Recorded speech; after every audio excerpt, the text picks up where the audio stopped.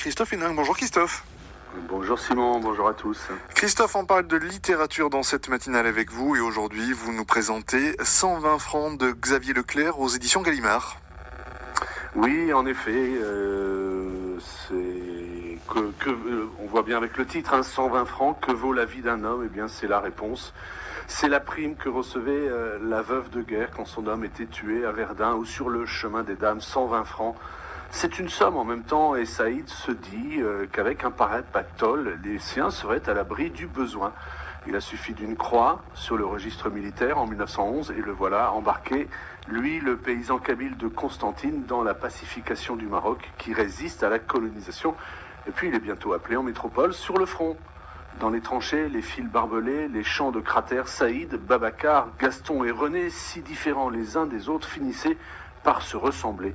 Et oui, la mort au champ d'honneur ne fait pas de différence, elle frappe aveuglement.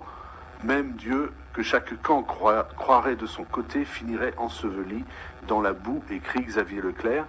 Alors voilà où mène la vie de Saïd, racontée sobrement en de brefs chapitres, une existence fugace, trop vite enfouie, chronique d'une mort annoncée depuis trop longtemps.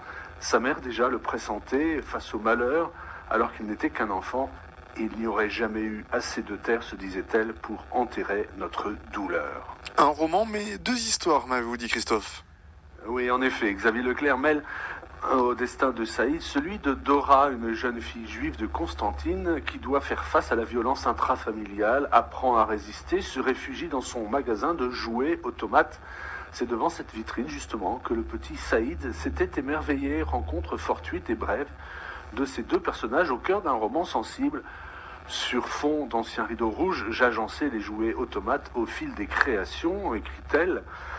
Un singe à cabriole, un clown jongleur, un vieux turc fumeur de narguilé, un forgeron ivre, un joueur de mandoline, un calife magicien, un âne gris ballottant, un soldat au garde à vous, un ours brun dansant, un oiseau en cage. Eh bien, quel défilé! Il y a dans le quotidien désuet une poésie qui traverse la vie des personnages.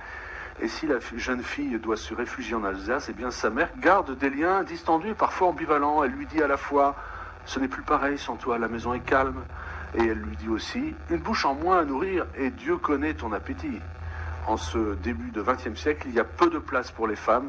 Depuis toujours, nous n'étions que des mules serviles, bonnes à porter les fardeaux domestiques, ou mieux, des poupées avec des jolis nœuds dans les cheveux, souligne la narratrice. Eh bien oui, que vaut la vie d'une femme? Peut-être pas plus, apparemment, que celle d'un soldat qui part à la guerre. Un bel hommage, Christophe, à des figures anonymes en quelque sorte. Oui, tout à fait. Encore que Saïd Ben Ali Haït Taleb, héros de cette histoire, est en fait l'arrière-grand-père de l'auteur Hamid Haït Taleb, qui a déjà écrit un précédent roman, mais qui publie cette fois-ci sous son nom Xavier Leclerc. J'ai choisi, dit-il, de ne plus porter ton nom, mais de le traduire. Je me suis libéré ainsi, et non sans douleur, de toutes les assignations identitaires, explique l'auteur. Un roman, vous le comprenez, pudique, qui reconstitue le passé, retrouvé par bribes, une histoire singulière, qui raconte une époque, les débuts d'un siècle qui conduira aussi à toutes les barbaries. J'ai voué mon imagination à te déterrer de l'oubli, à creuser dans un siècle de boue avec la cuillère dérisoire de ma plume, avec les dents grinçantes et la ferveur d'un prisonnier, non par rage, mais par amour, non par désespoir, mais par dignité, écrit Xavier Leclerc.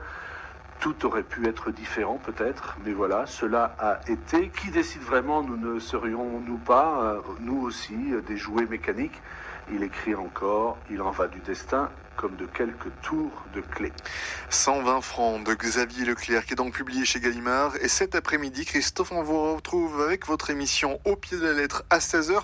Vous serez accompagné forcément de vos invités. Voilà, mes invités cette semaine, je reçois Marie Sizun pour son livre La Maison de Bretagne et Philippe Delerme pour La vie en relief. Alors vous l'avez compris avec Philippe Delerme, poésie, nostalgie, humour, pas de gorgée de bière, mais plein de petits plaisirs minuscules que nous réserve le quotidien. C'est à partir de 16h, ça s'appelle Au pied de la lettre et ça sera avec vous, Christophe Hénin. Merci beaucoup, Christophe, pour nous avoir parlé littérature dans cette fin de matinée.